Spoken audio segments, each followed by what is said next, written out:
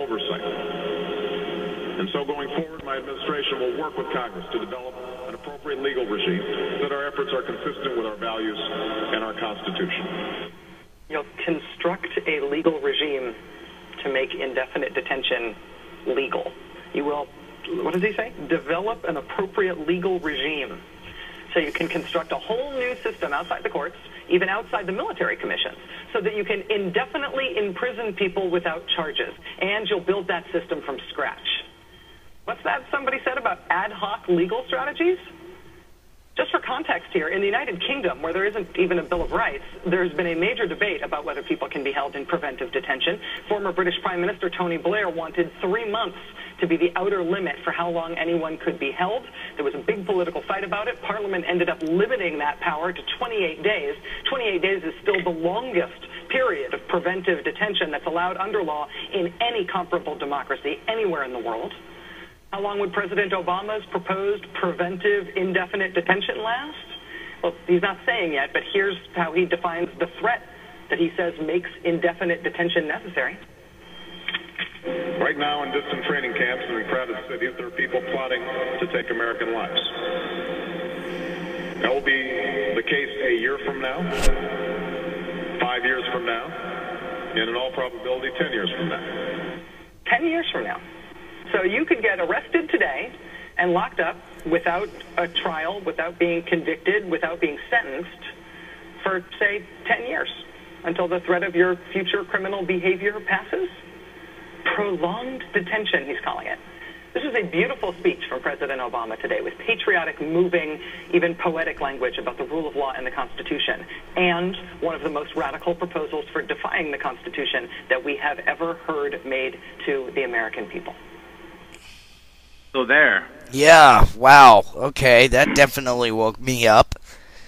I don't know what to say about that. I mean, what does that also apply to all the civilians that don't agree with his administration that he wants to round up too? I mean, well, and again, that's what I'm saying is that this right now is going to be out, and they're saying, oh, it's for the terrorists, right? And the funny thing isn't that initially what Department of Homeland Security was for? Oh, it's for the terrorists. Yep. And now you can't go through security without taking your damn shoes off, and you can't go through security with a bottle of water in your hand, because now that the Department of Homeland Security is established, now it's looking inward at the American people. Well, that's exactly what this program is designed to do. Yep. And the funny thing is it was just kind of glossed over in that news piece, but the fact is that was on the table during the Bush administration, which goes again to prove my point that it's the same thing. The same policy that Bush was going to enact is now being enacted by President Obama. Right. So it's just a continuation. And the fact of the matter is that it's completely illegal, but he's going to go ahead and create a whole new justice system to justify the legality of it. Right. Which just sounds like a bunch of mumbo-jumbo bullcrap to me. So, I mean, you see what I'm saying? Yeah. You can't, it's the same thing that happened during the last administration. In fact, Department of Homeland Security was an initiative that was set up by Bill Clinton. Right. Okay, Bill Clinton had set up the groundwork for the Department of Homeland Security, and then what happened is then it got rolled out after 9/11 during the Bush administration, which is what we're seeing now. We saw that Bush laid out the groundwork for preventative detention, and now Obama is taking the ball and running with it. Right. Right. So, and you see a disturbing trend here of all these, they're all working in conjunction with each other. Yes. To systematically and slowly over time institute a regime that is designed to take away our freedoms. Exactly. Exactly. And that scares the crap out of me as well as probably 250 million other people. So, you know. And that was a news piece coming from a Democrat, from Rachel Maddow. Yeah. So it's, you can't discount the news no matter where it comes from. That's why I watch MSNBC. That's why I watch Fox News. That's why I watch CNN. That's why I watch C-SPAN. I don't just subscribe myself to watching just one news station, because if you do, you're screwed. Because I wouldn't have heard about that preventative detention anywhere else. They didn't mention it on Fox News, and you would think Fox News would have been all over that story. Yeah, you would have thought. They didn't mention it on CNN, and you would have thought, Jack Cafferty would have been all over that, or even Lou Dobbs would have been all over that. Yeah, or even those self-described centrists or self-described independent, Lou Dobbs, didn't give 1 minute of coverage to that. Of course.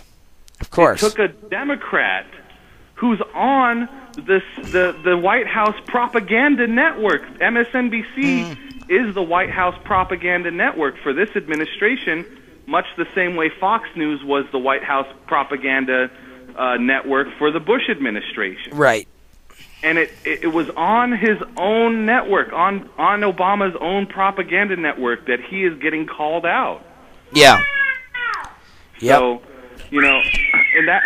that's the most disturbing part of it, is that that's what he wants to do, and that's how it starts.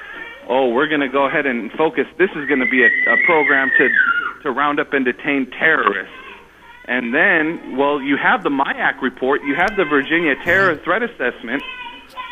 Who do they say the terrorists are? Basically, anybody that's got a Ron Paul sticker or a "Don't Tread on Me" sticker, and anybody who's a patriot to this country and who's a constitutionalist is now a terrorist.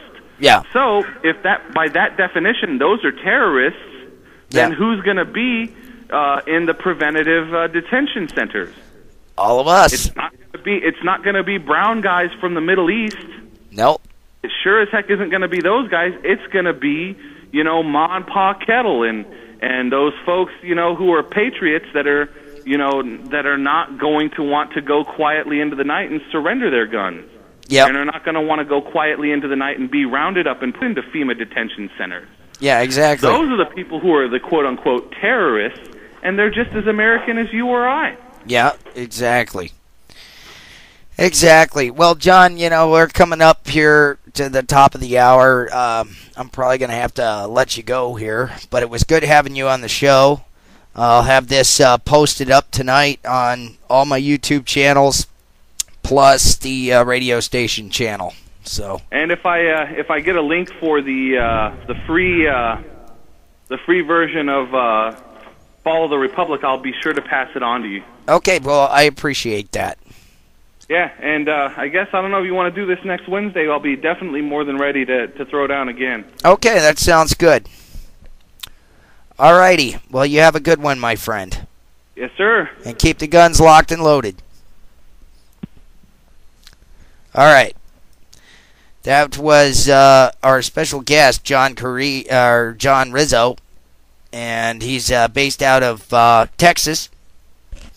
And well, a lot of stuff to swallow there, but I'm going to go ahead and post this all over the internet. You'll be able to find it. It's just the David C. Hutto Show. Keep in mind our regular show broadcast hours are 5 to 8 p.m. Mountain Standard Time. So we'll catch you on the flip side on that.